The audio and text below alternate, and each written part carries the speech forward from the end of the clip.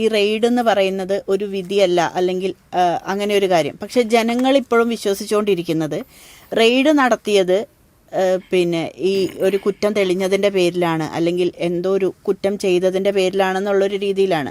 അപ്പോൾ ഇത് ആ രീതിയിലല്ലെങ്കിൽ ഇതെങ്ങനെയായിരിക്കും, ഈ റെയ്ഡ് എന്തിനു വേണ്ടിയായിരിക്കും നടന്നിട്ടുണ്ടാവുക?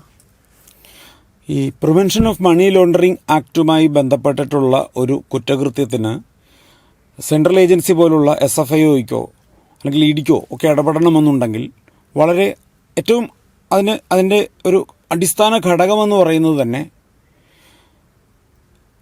അതിൻ്റെ ഷെഡ്യൂളുകളിൽ പറഞ്ഞിട്ടുള്ള ഏതെങ്കിലും ഒരു ഒഫൻസ് ഉണ്ടായിരിക്കണമെന്നും ആ ഒഫൻസിൻ്റെ പേരിലുള്ളൊരു ക്രൈം ഉണ്ടായിരിക്കണം, ഒരു FIR രജിസ്റ്റർ ചെയ്തിരിക്കണം അതിൻ്റെ പേരിലേക്ക്. അങ്ങനെ ഒരു FIR ഈ കേസിലില്ല. സോ അതിനെ അണ്ടർലൈൻ ചെയ്യണം. അങ്ങനെ ഒരു കേസ്, അങ്ങനെ ഒരു FIR ഈ കേസിനെ സംബന്ധിച്ചിടത്തോളം ഇല്ല. അപ്പോൾ അങ്ങനെ വരുമ്പോൾ പിന്നെ എന്താണ് അതിലേക്ക് ആ കേസിലേക്ക് അന്വേഷണം നടത്താനായിട്ടുള്ള ജൂറിസ്ഡിക്ഷൻ അതെങ്ങനെ ലഭിക്കുന്നു, അല്ലെങ്കിൽ അതിനുള്ള പവർ എങ്ങനെയാണ് ED പോലുള്ള സ്ഥാപനങ്ങൾക്ക് ലഭിക്കുന്നത്? ഇതാണ് സത്യം പറഞ്ഞാൽ കേരള ഹൈക്കോടതിയും അഭിമുഖീകരിച്ചിട്ടുള്ള ഇന്നലത്തെ ഒരു പ്രശ്നം.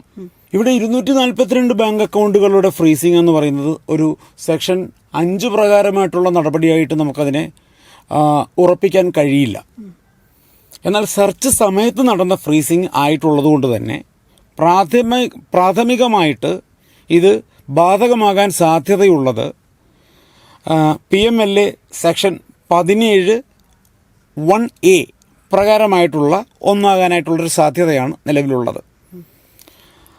കോടതിയുടെ ഒരു ഫൈൻഡിങ് എന്ന് പറയുന്നത് ഈ പറയുന്ന നടപടിക്രമം though it is in the criminal nature, പക്ഷേ ഇത് ഒരു സിവിൽ നടപടിക്രമം പോലെയാണ്.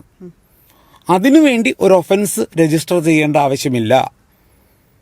ആ നടപടിക്രമങ്ങൾ നടത്തിപ്പോകാം.